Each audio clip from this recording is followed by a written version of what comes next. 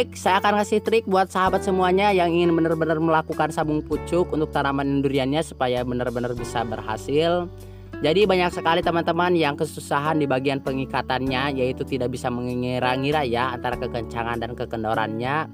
Di sini saya akan memperlihatkan cara saya menggunakan pengikat seperti ini. Ini sedotan dari sedotan minuman bekas teman-teman. Bisa teman-teman menggunakan dari apa saja ya, intinya sedotan seperti ini. Ini untuk ukurannya juga banyak teman-teman, ada yang kecil seperti ini dan juga ada yang besar ya. Disesuaikan sama kebutuhan seedling seperti itu, atau di bagian pembelahan seedling teman-teman. Jadi caranya sangat mudah sekali, tinggal teman-teman lakukan pemotongan. Jadi untuk panjangnya juga bisa disesuaikan sama teman-teman, tinggal dipotong seperti ini. Lalu masukkan ke bagian seedling yang sudah teman-teman lakukan pembelahan sebelumnya. Nah, untuk ukurannya juga ada yang seperti ini teman-teman, ada yang besar untuk sedotannya. Ini juga bekas, tidak masalah. Yang penting masih kita bisa gunakan untuk sambung pucuk. Jadi untuk cara-caranya seperti ini teman-teman, tinggal teman-teman mempersiapkan seedling dalam pertumbuhannya yang sehat.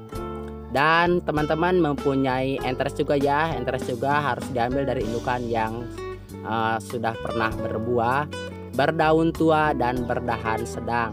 Nah, di bagian ini saya akan lakukan penyambungannya teman-teman. Untuk selanjutnya teman-teman lakukan pembelahan di bagian tengah untuk bagian seedlingnya.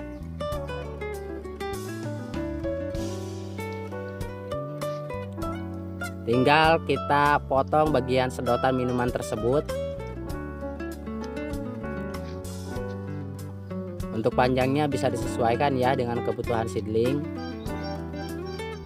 Nah, seperti ini. Jika terlalu panjang bisa teman-teman potong kembali. Cukup seperti ini. Dan untuk selanjutnya saya sudah mempersiapkan entres berjenis durian montong seperti ini. Dan saya menggunakan satu mata tunas. Bisa kelihatan teman-teman, untuk mata tunasnya itu sudah agak membesaran ya, seperti ini. Ini tidak masalah. Dan untuk bagian daunnya saya buang seperempatnya, sisakan seperempatnya aja teman-teman. Nah, seperti ini.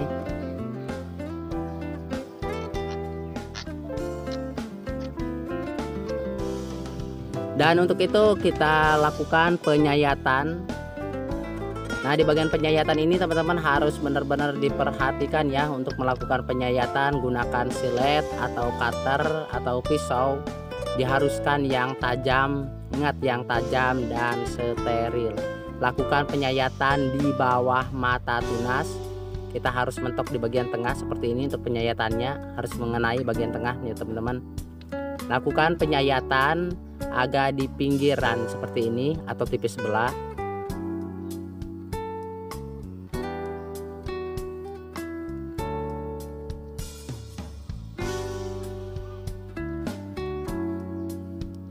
Dan untuk selanjutnya teman-teman, setelah melakukan penyayatan kita tempelkan. Cukup seperti itu, tidak harus kita melakukan pengikatan ya. Cukup tinggal masukkan seperti ini. Dan untuk selanjutnya teman-teman lakukan penyungkupan. Nah, ada bagian yang tidak masuk kelihatan teman-teman di pinggir ya. Itu tidak masalah sama sekali, seperti itu. Itu juga bisa hidup seperti ini teman-teman, atau bisa menempel. Yang penting salah satu dari seedling dan entres tersebut itu ada yang menempel. Udah cukup seperti itu teman-teman. Dan setelah ini saya akan lakukan penyungkupan menggunakan sungkup seperempat, atau juga teman-teman kalau mempunyai greenhouse bisa teman-teman lakukan menggunakan sungkup greenhouse. Namun jika teman-teman tidak mempunyai greenhouse, boleh teman-teman melakukan penyungkupan juga menggunakan sungkup biasa atau sungkup plastik seperempat seperti ini.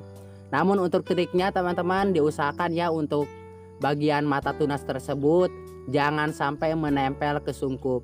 Jadi untuk sungkupnya itu teman-teman apabila dalam proses penempelan dia akan melembab dan mengendap air. Jika air tersebut akan menempel ke mata tunas, diyakinkan mata tunas itu akan basah. Dan basahnya mata tunas itu akan membusuk teman-teman, yang bisa mengakibatkan sambung pucuk pada tanaman durian teman-teman itu akan gagal. Jadi diusahakan ya agak diperjauhkan. jangan sampai menempel ke mata tunas untuk bagian plastik sungkupnya. Dan untuk itu bibit durian ini saya akan tempatkan di tempat yang sejuk terlebih dahulu, jangan terkena sinar matahari secara langsung, apalagi terkena guyuran air hujan. Jangan sekali-kali melakukan penyiraman teman-teman dalam proses penempelan antara seedling dan entres. Dan jangan dulu kemana-mana, untuk beberapa hari ke depan atau beberapa minggu ke depan saya akan memperlihatkan hasil dari sambung pucuk saya ini menggunakan satu mata tunas dan tidak melakukan pengikatan namun menggunakan sedotan minuman tersebut. Nah, beginilah hasilnya setelah beberapa minggu saya melakukan penyambungan. Kelihatan dari luar teman-teman ada bagian daun yang rontok seperti itu. Saya akan membuka bagian sungkupnya terlebih dahulu. Nah, rontok tersebut itu teman-teman itu karena air yang ada di dalam sungkup atau kelembaban yang ada di dalam sungkup tersebut menempel ke daun yang bisa mengakibatkan daunnya itu basah. Dan basahnya daun tersebut di dalam sungkup bisa mengakibatkan busuk ya teman-teman, seperti itu. Nah, jadi kalau ini dibiarkan saja di dalam sungkup, ini akan mengundang jamur yang bisa mengakibatkan entresnya juga ikut berjamur. Jadi harus benar-benar kita jeli-jeli teman-teman, sering mengontrol untuk bibit durian yang dalam proses penyambungan. Itu harus sering-sering teman-teman ngontrol supaya tidak terjadi pembusukan seperti itu. Kalau ada pembusukan daun seperti itu, teman-teman harus segera mengambil dan melepas daun tersebut supaya tidak mengundang jamur yang bisa mengakibatkan entresnya juga ikut berjamur. Nah, di sini bagian penyambungannya bisa teman-teman lihat, dan untuk itu saya akan memperlihatkan di bagian mata tunasnya seperti apa hasilnya. Jadi seperti ini teman-teman, masih dalam keadaan segar ya untuk mata tunasnya tersebut.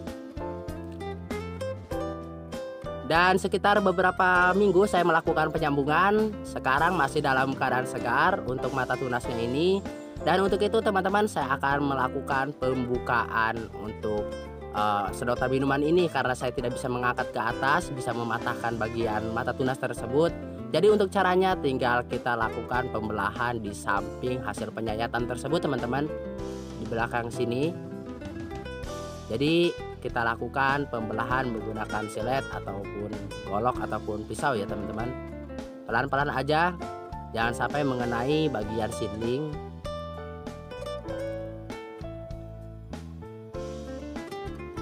Dan untuk itu saya akan memperlihatkan hasil penempelannya kepada teman-teman semuanya.